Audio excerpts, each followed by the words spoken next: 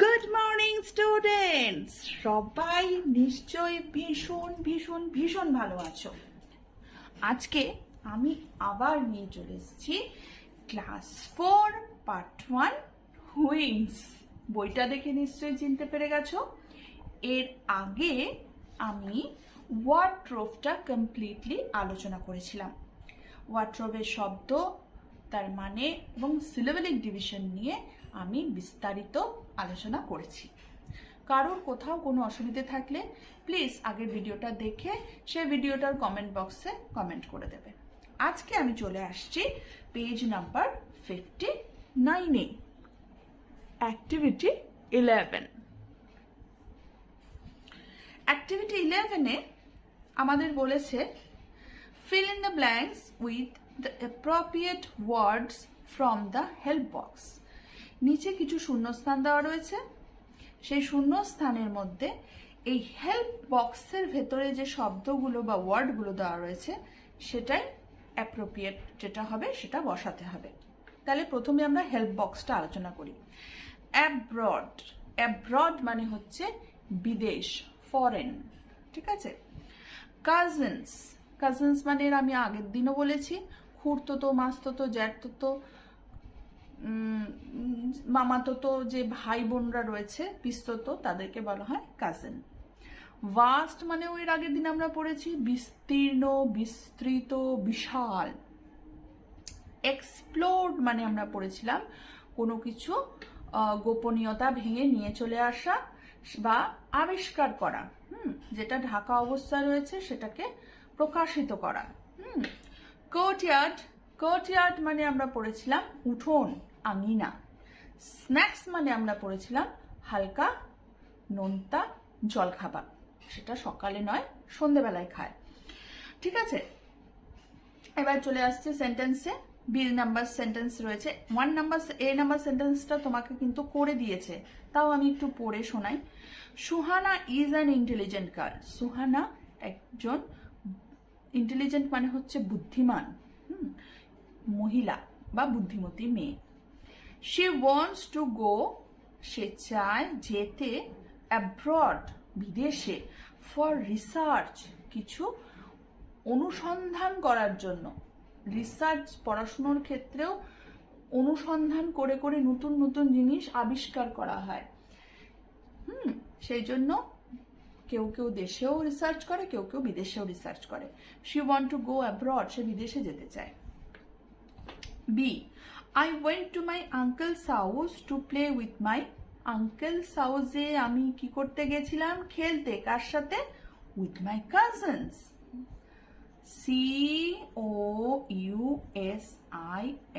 COUSINS, cousins. The stars are twinkling in the vast sky. বিশাল আকাশে স্টারগুলো twinkling, মিটমিট করছে। They went to a hill station and explored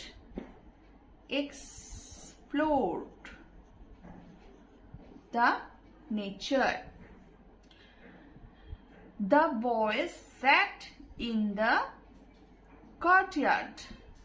উঠোনে বসেছিল, courtyard of the house and ate মানে খেয়েছিল বা খাচ্ছিল, snacks in the evening. এবার চলে আসছি নাম্বার 12-এ। নাম্বার 12-এ কি রয়েছে? Replace the underlined word with the words given in the help box. Help বক্সে ওয়ার্ড রয়েছে, সেইগুলো দিয়ে এই যে আন্ডারলাইন করা ওয়ার্ড রয়েছে সেগুলোকে চেঞ্জ করে বসাতে হবে। তার মানে কি সিনোনিমস বা নিয়ারেস্ট মিনিং আমরা যে আগের দিন শিখেছিলাম ওয়ার্ড্রপ থেকে, সেইখান থেকেই শব্দগুলো ইন্টারচেঞ্জ করে এখানে আমাকে বসাতে হবে। Help box below having the same meaning, synonyms, একই ব্যাপার যেটা বললাম। The forest is a place to discover, discover মানে এখানে হবে explore.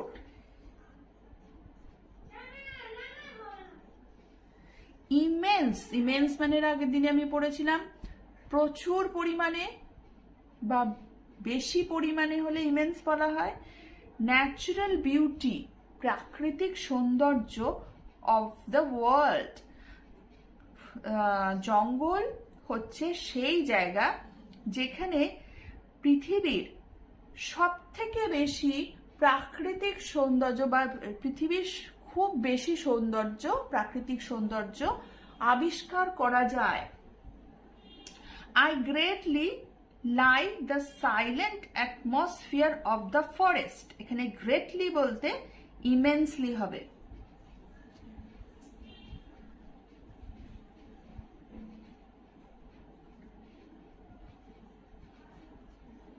Like the silent, silent মানে আমি এর আগের দিন কি বলেছিলাম? Quiet, nearest meaning, quiet. Atmosphere, atmosphere এর নিচে দাগ দেবে, ওপরে লিখবে আবহাওয়া বা পরিবেশ।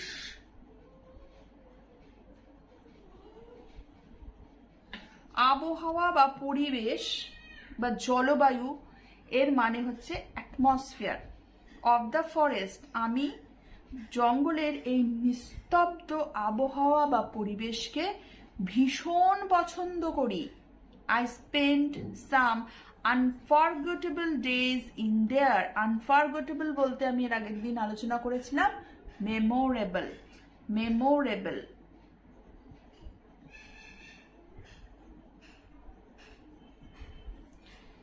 আমি সেখানে কিছু, সাম মানে কিছু, স্মরণীয় দিন স্পেন্ট, স্পেন্ট মানে হচ্ছে কাটানো বা অতিবাহিত করা, অতিবাহিত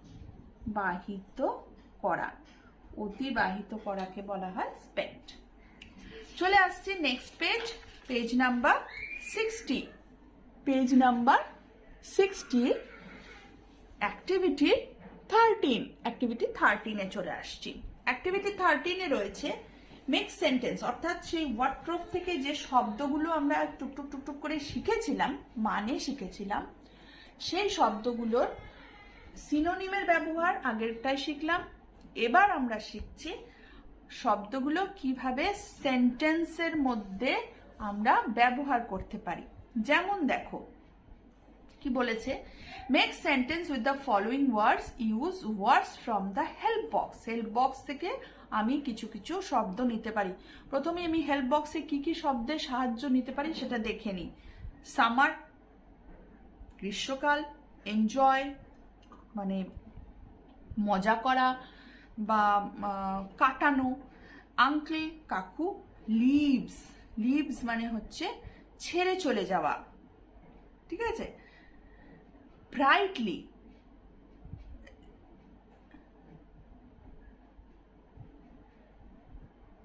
লিভস মানে পাতাও হয় না।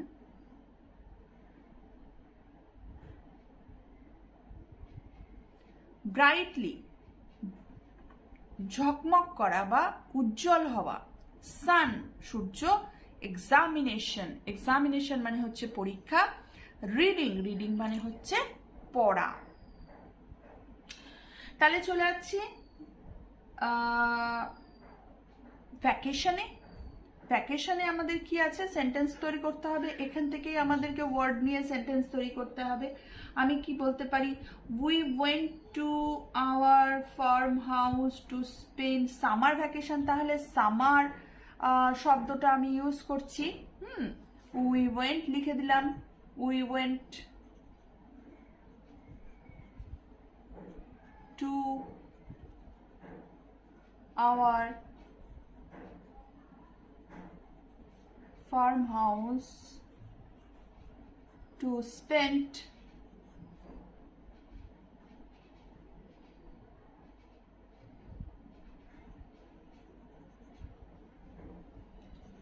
the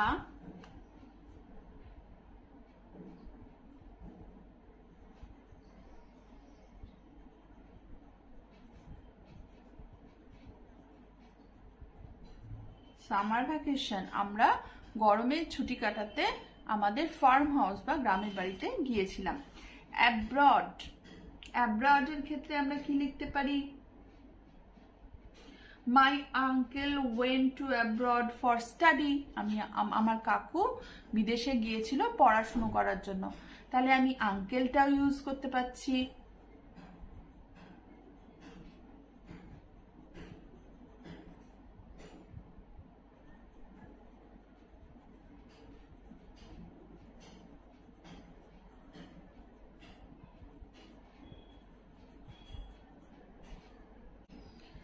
তারপরে রয়েছে glowing.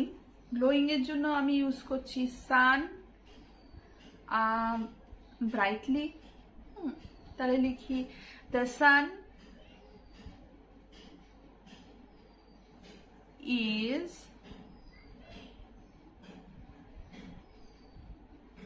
glowing brightly in the sky.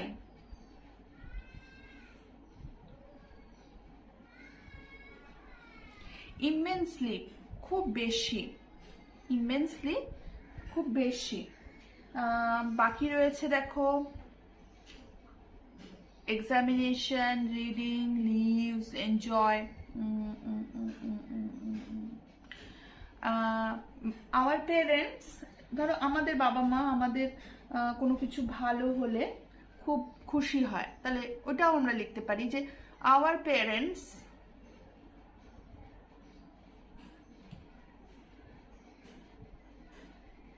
feels বা feel FEEL feel immensely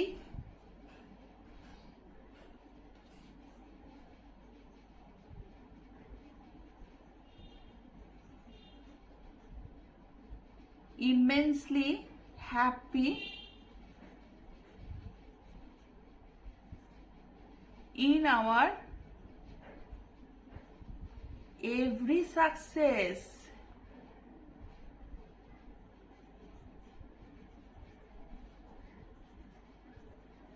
আমাদের বাবা মায়েরা আমাদের প্রত্যেকটা সাকসেস মানে হচ্ছে সফলতাতে খুব বেশি আনন্দ পায়।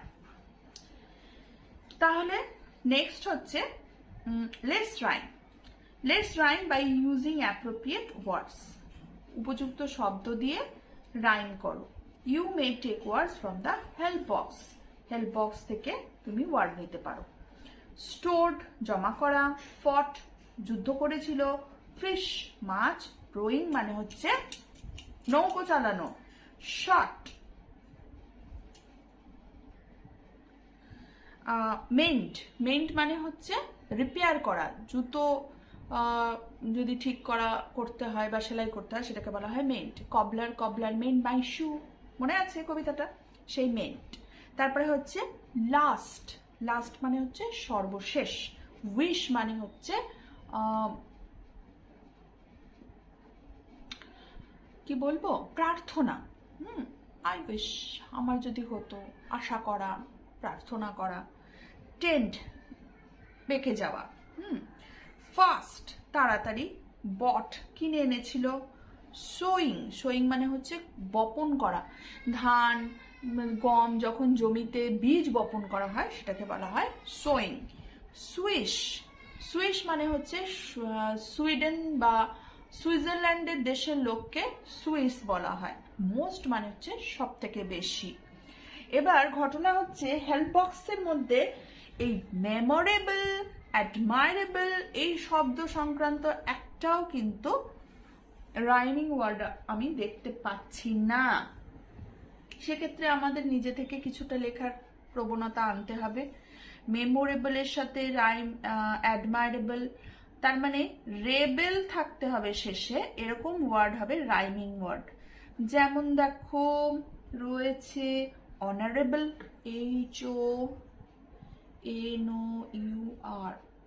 HONOURABLE, অনারেবল মানে হচ্ছে সম্মানীয়। অনারেবল চিফ মিনিস্টার, আমাদের সম্মানীয় মুখ্যমন্ত্রী। অনারেবল প্রাইম মিনিস্টার, আমাদের সম্মানীয় প্রধানমন্ত্রী। অনারেবল প্রেসিডেন্ট, আমাদের সম্মানীয় রাষ্ট্রপতি। মানে খুব উচ্চ পদস্থ কোনো মানুষকে আমাদেরকে অনারেবল শব্দটা ইউজ করতে হয়। ডাইরেক্ট প্রাইম মিনিস্টারও বলা যায় না, অনারেবল প্রাইম মিনিস্টার বা অনারেবল চিফ মিনিস্টার বা অনারেবল জাস্টিস, জাজ, মানে যারা সম্মানীয় পদে রয়েছে তাদেরকে, তাদের পদটাকেও আমাদের অনারেবল বলতে হয়। নেক্সট হচ্ছে প্রেফারেবল।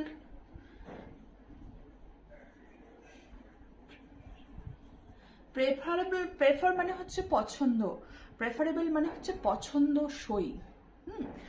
তারপরে স্পেন্ড, লেন্ড, মেন্ড, আরেকটা হচ্ছে টেন্ড। টেন্ড মানে হচ্ছে ঝুঁকে থাকা। টট, টট শট,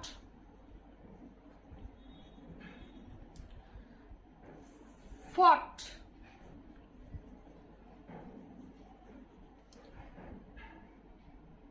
বট, তারপর হচ্ছে গ্লোয়িং, রোয়িং,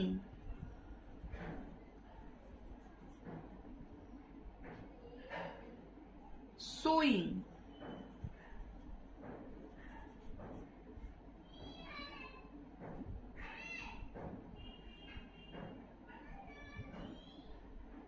তারপর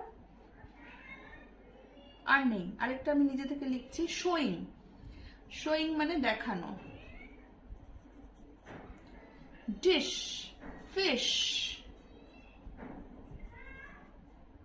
উইশ, সুইশ,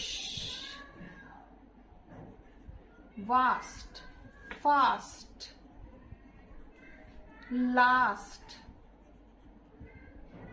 আর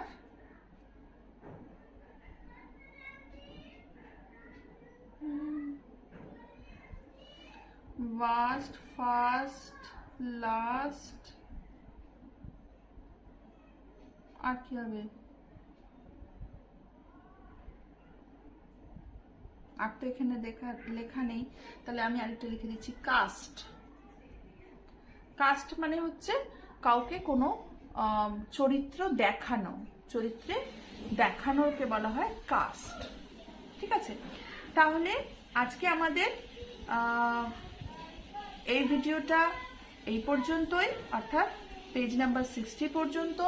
সবার কাছে ভীষণ অনুরোধ থাকলো, যারা আমার ভিডিওটা শেষ অবধি দেখেছো তাদেরকে থ্যাংক ইউ।